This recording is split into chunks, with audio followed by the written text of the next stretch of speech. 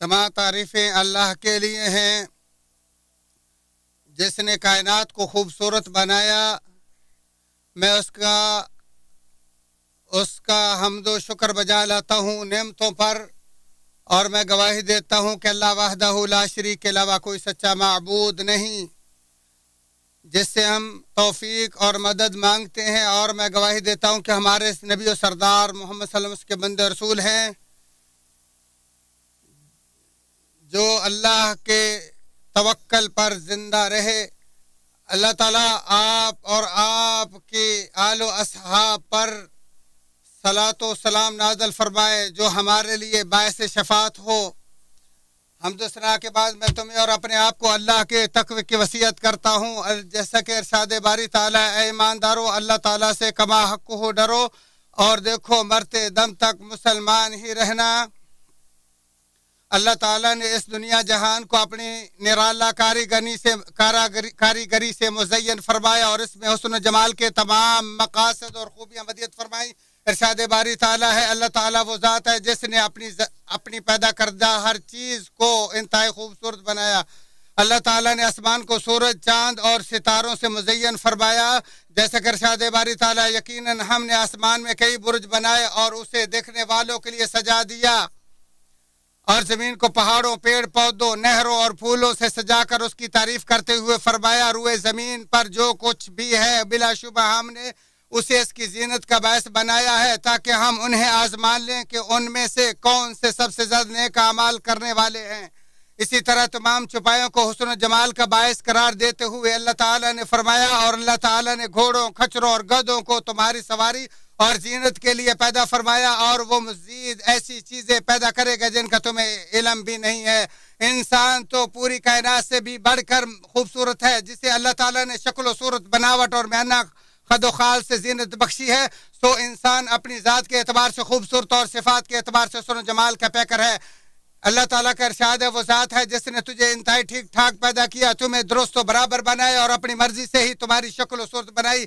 خوبصورتی ایک انسانی فطرت، نعمت اور باعث تفریح چیز ہے، جیسا کہ اللہ تعالیٰ نے فرمایا، مغروب چیزوں کی محبت لوگوں کے لیے مسین کر دی گئی ہے، جیسے عورتیں، بیٹے، سونے اور چاندی کے جمع شدہ خزانے، نشاندار گھوڑے، چھپائے اور کھیتی، یہ سب دنیاوی زندگی کا سامان ہے، جبکہ واپسی کا شاندار ٹھکانہ تو صرف اللہ کے پاس ہے۔ یہاں پر دین اسلام کی عظیم خوبی اس وقت نکھر کر سامنے آ جاتی ہے جب وہ انسانی ضرورتوں کو پورا کرتا اور فطرت کی دہائی پر لبیک کہتا ہے، اور اس وقت کے جب اللہ تعالیٰ نے اپنے بندوں کے لیے پیدا کردہ خوبصورتی میں سے مباح سے لطف اندوز ہونے کا ان پر احسان فرمایا۔ ارشاد باری تعالیٰ فرما دیجئے کہ اللہ تعالیٰ کے پیدا کیے ہوئے اسباب زینت اور کھانے پینے کے حلال چیزوں کو کس شخص نے حرام کیا ہے؟ کہہ دیجئے کہ یہ چیزیں مومنوں کے لیے دنیاوی زندگی میں بھی ہیں، جبکہ روز قیامت تو یہ صرف مومنوں کے لیے خاص ہوں گی۔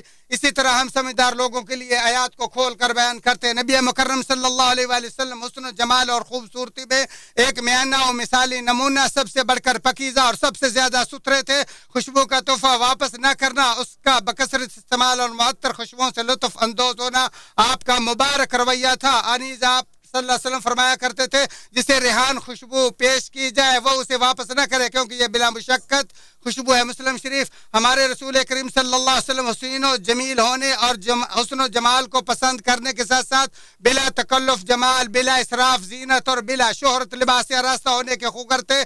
اپنی بھاڑی داڑھی میں کنگھی کرتے، اس کی ظاہری حالت کا خاص خیال رکھتے، اور جب کوئی وفد آپ کے پاس تشریف لاتا تو اپنا انتہائی خوبصورت لباس زیب تن فرماتے، جیسا کہ حضرت برا بن عازب رضی اللہ عنہ سے مروی ہے، نبی اکرم صلی اللہ علیہ وسلم کا قد میانہ، سینہ کشادہ و فراق اور زلفیں کانوں کی لو تک دراز تھی۔ ایک بار میں نے آپ کو سرخ جوڑے میں ملبوس دیکھا تو آپ سے بڑھ کر کبھی کسی چیز کو حسین نہ پایا۔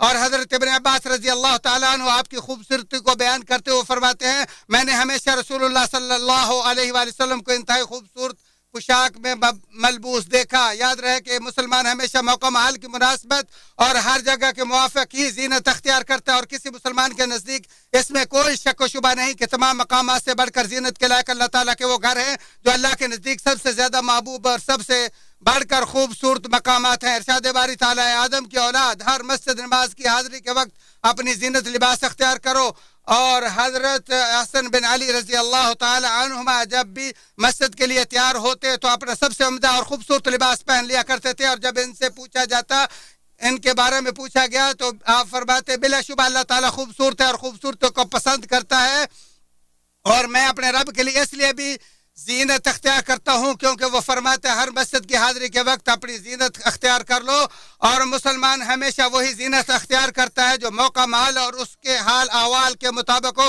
جیسا کہ حضرت مالک بن نضلہ جشمی کے بارے میں آتا ہے کہ ایک بار وہ نبی اکرم صلی اللہ علیہ وآلہ وسلم کی خدمت میں گھٹیا کپڑوں میں حاضر ہوئے تو نبی اکرم صلی اللہ علیہ وآلہ وسلم نے ان سے پوچھا کیا تمہارے پاس مال و دولت ہے؟ تو اس نے کہا جی ہاں سب کچھ ہے۔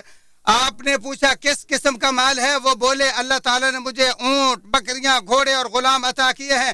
آپ نے فرمایا جب اللہ تعالیٰ نے تمہیں مال و دولت سے نوازا ہے تو پھر اللہ کی نعمت اور اس کے فضل و کرم کے آثار بھی تم پر دکھائی دینے چاہیے۔ منبع جمال ہمارے رسول کریم صلی اللہ علیہ وآلہ وسلم نے ہمیں آگاہ کرتے ہوئے فرمایا کہ یقیناً ظاہری خوبصورتی بھی جسم و اعضاء کی دیکھ بھال کا حصہ ہے۔ رسول اللہ صلی اللہ علیہ وآلہ وسلم جب ایک ایسے شخص کو دیکھا کہ جس کا سر پراگندہ اور بال بکھرے ہوئے تھے تو آپ نے فرمایا کیا اسے کوئی ایسی چیز نہیں ملی جس سے وہ اپنے بال ٹھیک کر لے؟ اور ایک دوسرے شخص کو دیکھا جس کے کپڑے میلے تھے تو آپ نے فرمایا کیا اسے پانی نہیں ملتا کہ جس سے یہ اپنے کپڑے دھو لے؟ اور آپ علیہ الصلوۃ والسلام نے فرمایا جس کے بال ہوں اسے ہمیشہ انہیں سنوار کر رکھنا چاہیے۔ حضرت جابر رضی اللہ تعالیٰ عنہ سے مروی ہے کہ فتح مکہ کے روز جب ابو قحافہ کو لایا گیا تو اس کا سر اور داڑھی سغامہ گھاس کی طرح سفید تھے، تو رسول اللہ صلی اللہ علیہ وسلم نے فرمایا اسے کسی چیز سے بدل دو، یعنی اس سفیدی کو خضاب سے بدل دو، البتہ سیاہ کرنے سے بچنا۔ ازدواجی زندگی کے سلسلے کی مضبوطی اور زوجین کی باہمی تعلقات کی پائیداری میں خوبصورتی کے بہت بڑے اثر و رسوخ کی وجہ سے اس کا فیملی میں بہت واضح حق اور وافر حصہ ہے۔ ارشاد باری تعالیٰ ہے اور عورتوں کے بھی ویسے ہی حق ہیں جیسے ان پر مردوں کے ہیں، اچھائی کے ساتھ۔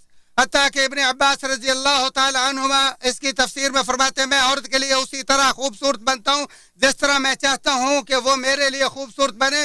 اسلام نے خوبصورتی کے مفہوم پر غالب آلودگیوں کو دور کرتے ہوئے اسے سنوارا اور اس کی حقیقی خوبصورتی اور زندگی میں مسلمان کے پیغام و کردار کے مطابق اس کی نمایاں حدود و علامات کی نشاندہی کی تاکہ حماقت و بے شرمی سے پاک فضیلت کے دائرے میں خوبصورتی اور مردانہ کمالات و امتیازات کے مجروح بغیر حسن و جمال کا اظہار ہو سکے۔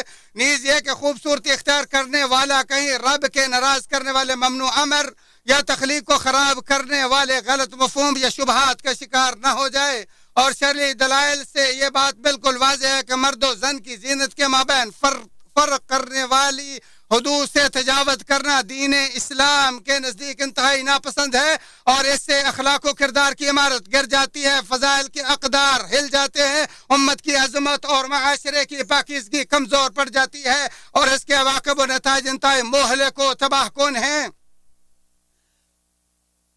حضرت عبداللہ بن عمر رضی اللہ عنہما سے مروی ہے کہ رسول اللہ صلی اللہ علیہ وسلم نے فرمایا جن عورتوں نے مردوں کی اور جن مردوں نے عورتوں کی تشبیہ اختیار کی وہ ہم میں سے نہیں ہیں، سو مردوں اور عورتوں میں سے ہر ایک کی ایک خاص بناوٹ و شکل ہے جس کے ذریعے اللہ نے اسے دوسروں سے امتیاز بخشا۔ اسلام نے مسلمان کی ایک ایسی شخصیت بنائی ہے کہ جس کی اپنی ایک خاص رونق و بہار ہے، اور اقدار و نظریات کے تحت اس کی شناخت مقرر کی تاکہ وہ خلاف شرع تشبیہ میں تحلیل یا عظمت کش تقلید کا شکار نہ ہو جائے۔ حضرت ابن عمر رضی اللہ عنہما سے مروی ہے کہ رسول اللہ صلی اللہ علیہ وآلہ وسلم نے فرمایا جس نے کسی قوم کی تشبیہ اختیار کی وہ انہی میں سے ہوگا۔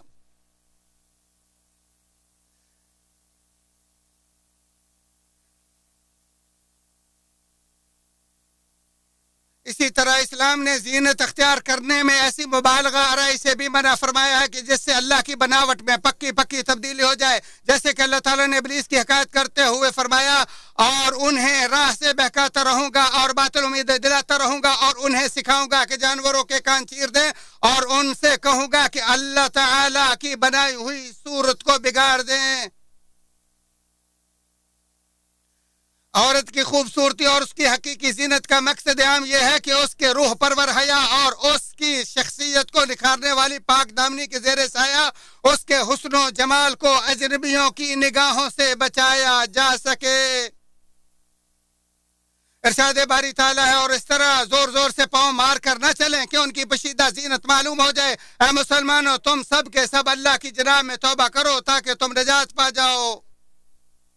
اگر ہم زینت کی بات کریں تو پھر ہمارے لیے بہت ہی بہتر ہوگا کہ ہم اس حسن و جمال کو کبھی فراموش نہ کریں کہ جس سے ہمارے جسم پروان چڑھتے، اعضاء پاکیزہ ہوتے اور روحیں عروج پاتی ہیں، اور بلا شبہ وہ دلوں کا ایمان سے مزین ہونا ہی ہے، کیونکہ ایمان سے مزین دل ہی ہر قسم کی حقیقی خوبصورتی اور حسن و جمال کی تجلیوں کا مرکز ہے. ارشاد باری تعالیٰ ہے لیکن اللہ تعالیٰ نے ایمان کو تمہارے لیے محبوب بنا دیا ہے اور اسے تمہارے دلوں میں زینت دے رکھی ہے، اور کفر، گناہ اور نافرمانی کو تمہاری نگاہوں میں ناپسندیدہ بنا دیا ہے. یہی لوگ راہ یافتہ ہیں اللہ کے احسان و انعام سے.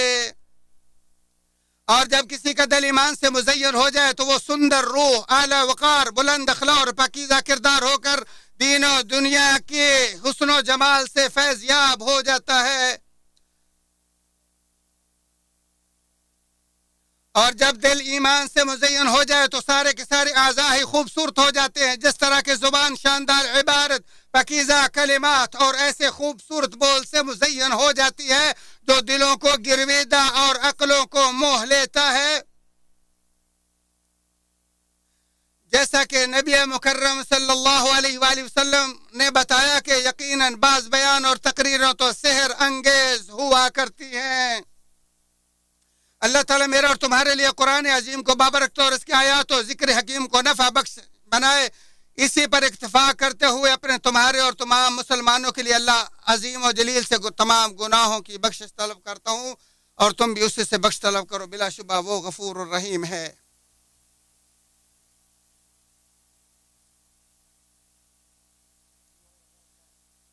ہم اللہ کی شکر گزاروں کی طرح حمد بیان کرتے ہیں، اور میں گواہی دیتا ہوں کہ اللہ وحدہ لا شریک کے علاوہ کوئی سچا معبود نہیں جو صبر کرنے والوں کا دوست ہے. اور میں گواہی دیتا ہوں کہ ہمارے نبی سردار اس کے بندے رسول ہیں جو متقین کے امام ہیں. اللہ تعالیٰ آپ اور آپ کی آل و اصحاب پر رحمت نازل فرمائے. حمد و ثنا کے بعد میں تمہیں اور اپنے آپ کو اللہ کے تقوی کی وصیت کرتا ہوں. وہ حسن و جمال جو ہمیں اسلامی راستے پر ہمیشہ گامزن رکھے، بلا شبہ وہ جنت کی نعمتوں کے حصول کا باعث ہے، جن میں ہر خوبصورتی کا کمال اور ہر حسن و جمال کی تکمیل ہے.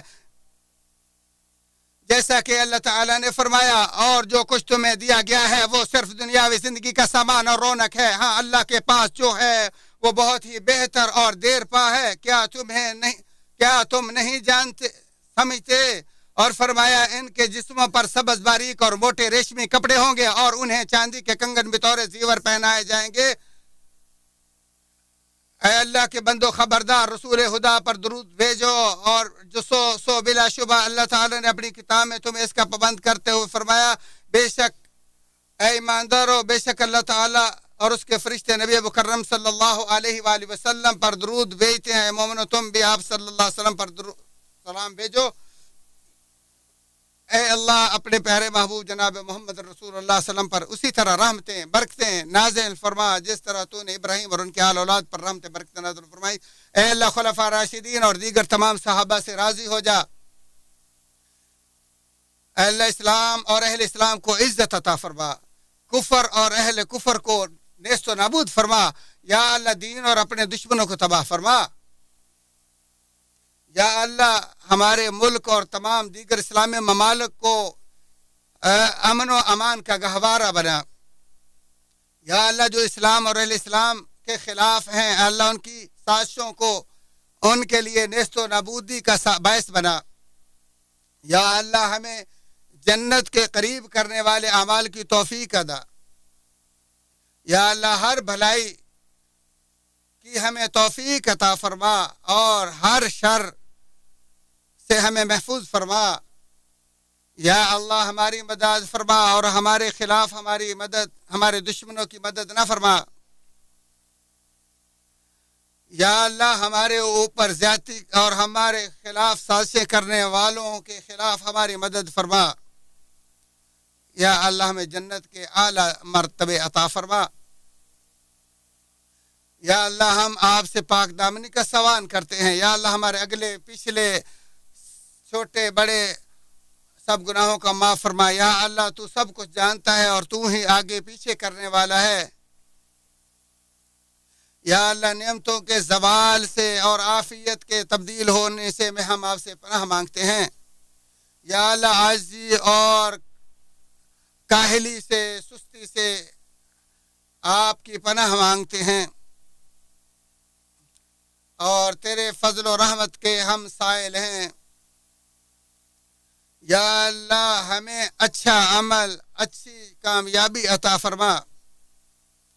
یا اللہ ہمارے حکمران کو اپنی رضا مندی کی اور ہدایت کی توفیق عطا فرما اور ان کے نائب کو ہر بھلائی کی توفیق عطا فرما. یا اللہ ہماری فوجوں کو حدود پر ان کی مدد فرما. اے اللہ اگر تو نے ہمارے گناہ معاف نہ کیا، ہم پر رحم نہ کیا تو ہم بہت بڑے خسارہ اٹھانے والے ہو جائیں گے. یا اللہ ہمارے بھائیوں کو معاف فرما اور ہمارے دلوں میں مسلمانوں کے بارے میں بغض سے ہمیں محفوظ فرما. بلا شبہ اللہ تعالیٰ تمہیں عدل و انصاف کا حکم دیتا اور بے حیائی سے، فحاشی سے منع کرتا ہے. اللہ کی نعمتوں کو یاد رکھو، اللہ کا ذکر کرو، وہ تمہیں یاد رکھے گا. جو تم کرتے ہو اس سے اللہ خوب آگاہ ہے.